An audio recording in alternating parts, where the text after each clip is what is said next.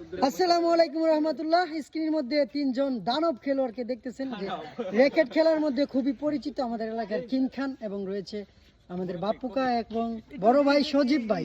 দেখা যাক এখন কিং কিছু বলবে, দেখা যাক কি বলে। 2025 সালের শুরুর দিক থেকে খুব উত্তেজনা নিয়ে আমার সামনে বড়াই স্বরূপ আলাপ করছিল আক্তার হোসেন ওরফে বাপু মিয়া এবং রাসেল।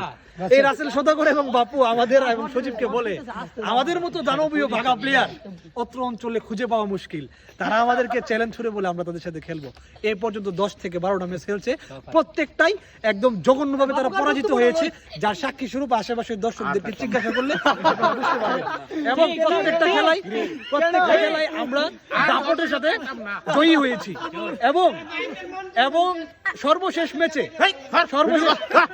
ভিডিও করা হ্যাঁ তো মিথ্যাবাদী টিপন একবার তো মিথ্যাবাদী লোক। এটা দর্শক জবাব দিবে। দর্শক কি বলো, নিশ্চয় কি বলো? আমার বড় ভাই যা বলছে তা সঠিক সঠিক সঠিক সঠিক। গুড়টা সব বল মিথ্যা কথা।